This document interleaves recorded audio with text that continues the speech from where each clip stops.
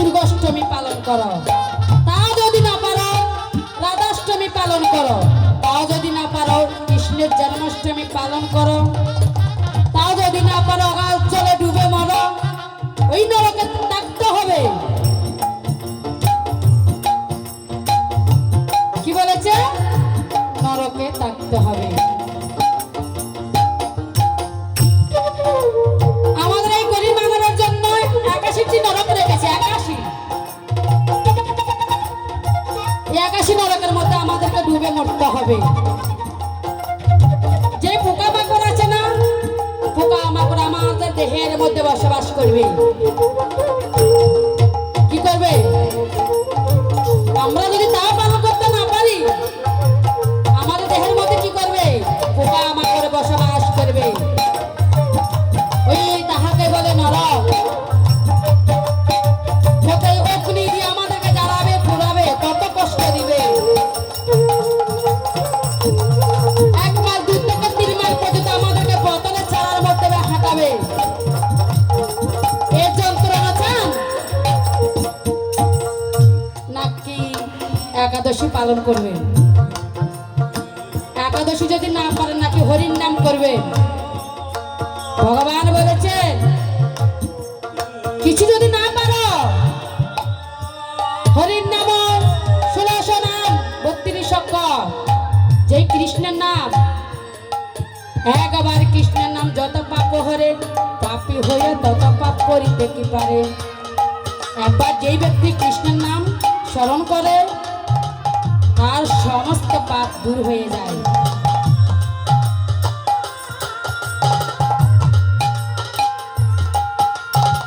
যেই ব্যক্তি কৃষ্ণের নাম করতে করতে এই জীবনকে বিসর্জন দিতে পারে, তার বসবাস হয় ব্রহ্মলোকে। পৃথিবীতে 3টি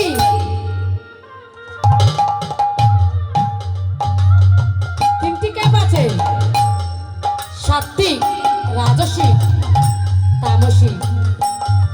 যে সাত্ত্বিক ভাবে এই মনকে চিত্ত অর্পণ করেছেন, তার ঊর্ধ্বে তো উপরে যেতে পারবে। আর যিনি রাজসিক, অহংকার বোধ করে এই পৃথিবীতে অহংকার করে, হিংসা নিন্দা করে, কামনা বাসনা করে চলতে থাকেন, তাহাকে আবারও বারংবার এই পৃথিবীতে আসতে হবে, ভোগ যন্ত্রণা করতে হবে। তামসিক যেই ব্যক্তি কামনা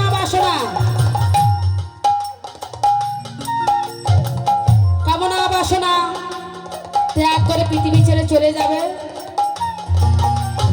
তাকে নরকে বাস করতে হবে। গীতায় বলেছে, ভগবান বলেছেন পরিত্রাণাং সাধুনাং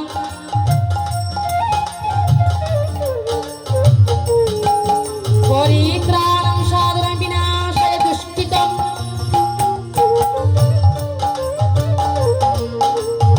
ধর্ম সংস্থাপনে সম্ভব যুগে যুগে।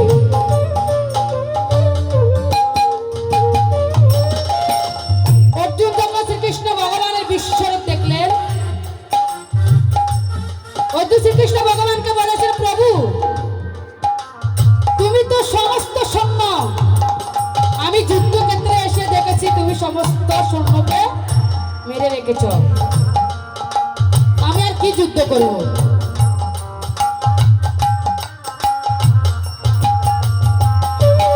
তখন শ্রীকৃষ্ণ ভগবান অর্জুনকে বলেছে, তুমি এখনো কি দেখেছ? আমি তো আগে মেরে রেখেছি সৈন্যদেরকে, তুমি শুধু উপলক্ষ, তুমি শুধু উপলক্ষ। আমি পৃথিবীতে 3টি ক্যাপ নিয়ে এই পৃথিবীতে ধরা দামে আসি। যখন অধর্ম পতন হয়, যখন পাপের গ্লানি হয়, অধর্মের পতন বেড়ে যায়, আমি যুগে যুগে আমি পৃথিবীতে এসে থাকি।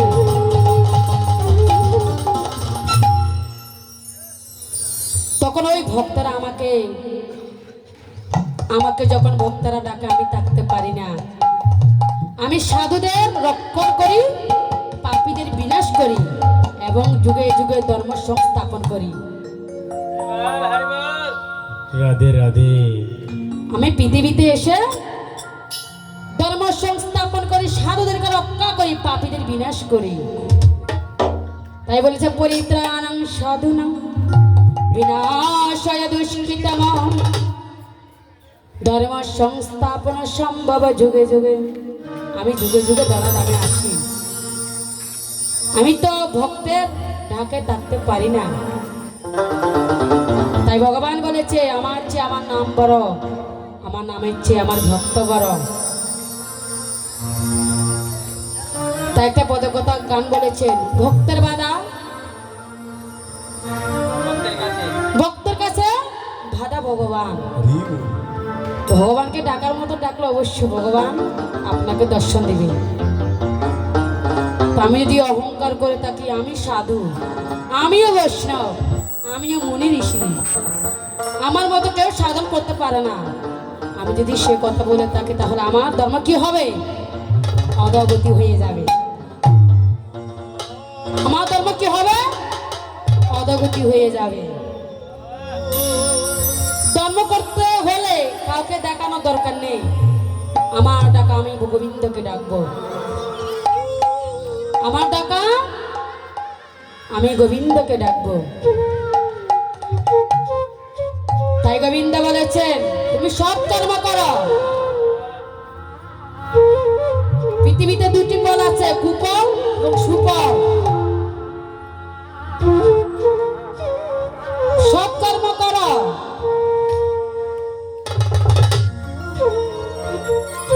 অসৎ কর্ম করিলে সে কর্মফল অবশ্য ভোগ করতে হবে। তুমি জগৎ সংসারে থেকে তুমি সৎকর্ম করো। একজন মা একজন সন্তানকে ননি খাওয়াচ্ছেন, আবার কি করতেছেন? আমার সন্তানের জন্য আপনার কাছে আমি ওই ননি কি করেছি? ধার করেছি। আপনি আমাকে পাওনাদার, আপনি আমার কাছে ধার পাবেন। কিন্তু ওই যখন পাওনাদার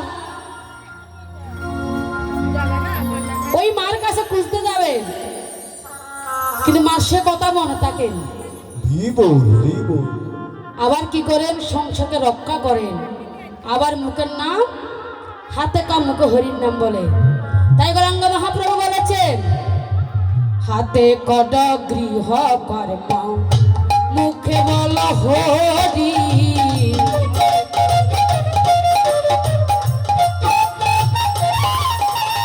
অনায়াসে যেতে পারো ভব সিন্ধ পারি।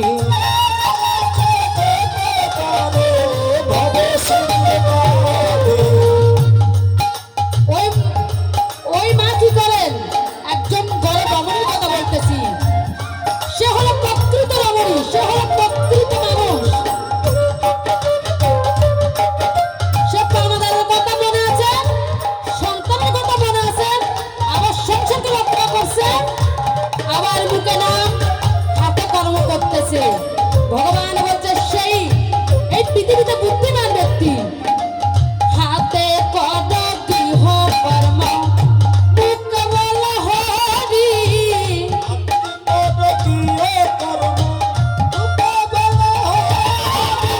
অনায়াসে যেতে পারো ভব সিন্ধ পারি।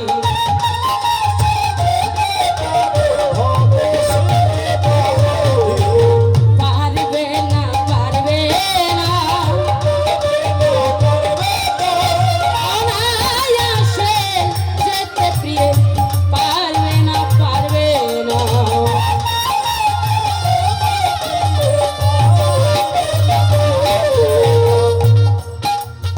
হরির নাম নিতে হলে টাকা লাগে না, পয়সাও লাগে না, কারো বুদ্ধি লাগে না।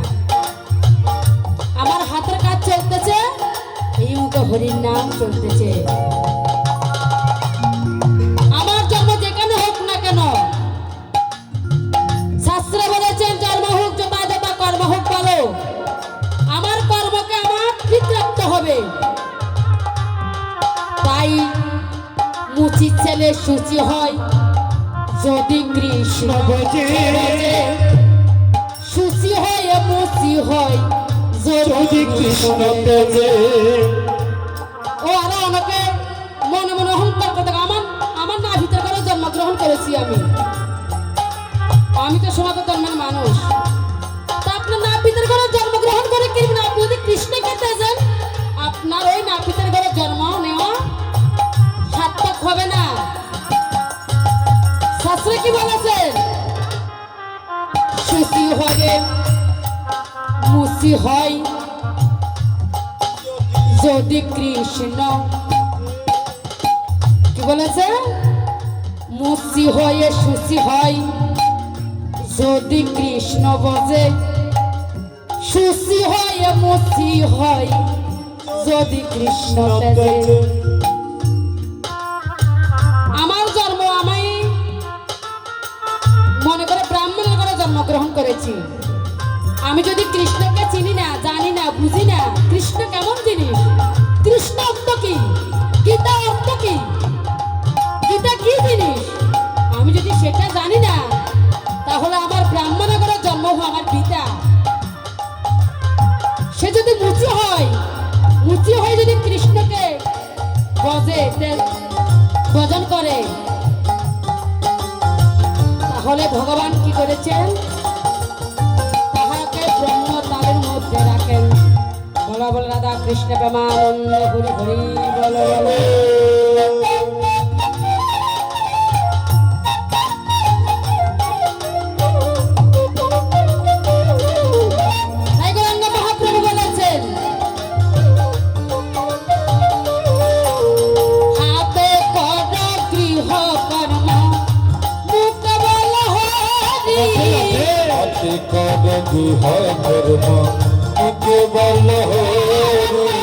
অনায়াসে যেতে পারো ভব সিন্ধু পারি,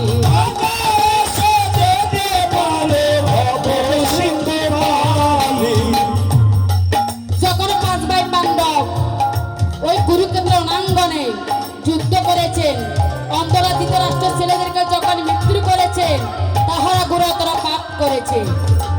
তখন শ্রীকৃষ্ণ ভগবানকে বলেছেন, প্রভু আমরা তো অহরহ পাপ করেছি, এখন আমাদের এই পাপ থেকে কিভাবে মুক্তি পাবো? তখন শ্রীকৃষ্ণ ভগবান বলেছেন, তোমরা যে অহরহ পাপ করেছ, 100টি সন্তানকে নিধন করেছ, ও তোমাদেরকে পাপ থেকে মুক্তি হতে হলে কি করতে হবে? বৈষ্ণব সেবা দিতে হবে। আর এসে বৈষ্ণব নয়, যে সে বৈষ্ণব নয়, কেমন বৈষ্ণব? যেই বৈষ্ণবের হাতে প্রতি গ্রাসে গ্রাসে শঙ্খধ্বনি বাজবে, যেই বৈষ্ণবের গ্রাসে গ্রাসে উলুর ধ্বনি বাজবে, শঙ্কর ধ্বনি বাজবে, সেই বৈষ্ণবকে নিয়ে, সেই বৈষ্ণবে না তোমাদেরকে সেবা দিতে হবে। তাহলে যদি পাপ থেকে মুক্তি পেতে পারো, না হলে তোমাদের মুক্তি নেই।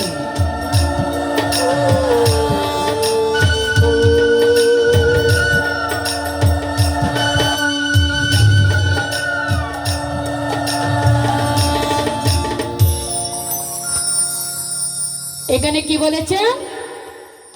তখন স্বয়ং অর্জুন গিয়েছেন কার কাছে? শ্রীকৃষ্ণ ভগবানের কাছে। তাহলে প্রভু আপনি যে এই বৈষ্ণবের কথা বলেছেন, আমরা সেই বৈষ্ণব কথাই পাবো। দিদিরা একটু লক্ষ্য করেন, বৈষ্ণব এমন সামান্য নয়। এই কলিযুগে বৈষ্ণব সেবা হলো বড় সেবা। তখন অর্জুন প্রশ্ন করেছেন, ভগবানের কাছে গিয়েছেন, তাহলে আমরা যখন বৈষ্ণব সেবা দেব, বৈষ্ণব সেবা দিলে আমাদের পাপ মুক্ত হবে, এখন সেই বৈষ্ণব আমরা কোথায় পাবো? তখন শ্রীকৃষ্ণ ভগবান বলেছেন, ওই নদীর পারে কুরগলের মধ্যে একটা বৈষ্ণব আছে, যার নাম রুহিরাজ বৈষ্ণব। ওই রুহিরাজ বৈষ্ণবকে এনে যদি সেবা দিতে পারো, তাহলে তোমরা পাপ থেকে মুক্তি হতে পারবে। তখন অর্জুন মনে মনে অহংকার করেছেন, প্রভু, আমরা রুহিরাজ বৈষ্ণবকে নিয়ে কিভাবে সেবা দেব? সে তো জুতাই সেলাই করে, সে একজন মুচির ছেলে, আমরা কিভাবে তাকে নিয়ে সেবা দেব এবং প্রতি গ্রাসে গ্রাসে শঙ্কর ধ্বনি করব?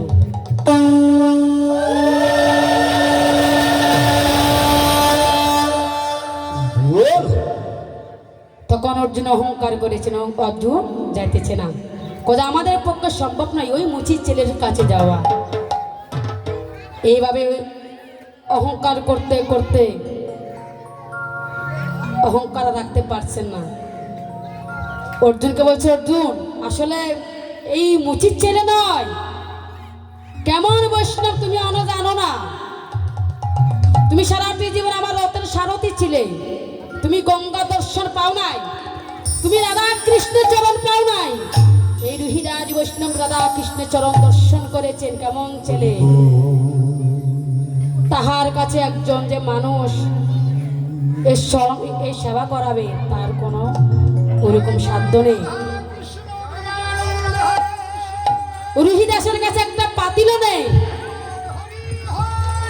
একজন ভক্তদের ভোজন করাবে। সে প্রতিদিন সেলাই জুতা সেলাই করে আর মুখের হরির নাম করে, হরির নাম ছাড়া কিছু বুঝে না। তখন অর্জুন অহংকারকে ছেড়ে অহংকার রাখতে পারে নাই। অহংকার এমন একটা জিনিস, যদি যেই ব্যক্তি অহংকার করে করে চলে, এই পৃথিবীতে যত সব কিছু করুক না কেন, সব কিছু বিফল হবে। বলো বলো রাধা কৃষ্ণ প্রেমানন্দে হরি হরি বলো বলো।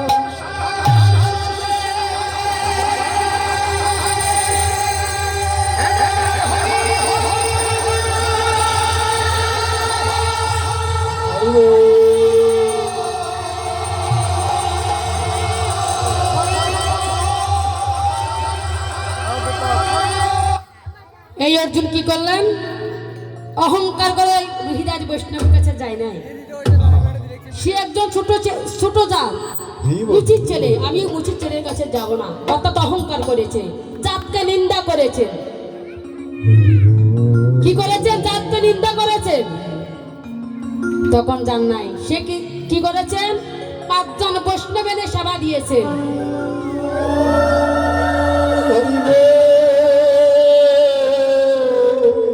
ওই যখন 5 জন বৈষ্ণব এনে রুহিদাসকে তেজে যখন বৈষ্ণব এনেছেন, সে বৈষ্ণব কি হয়েছে?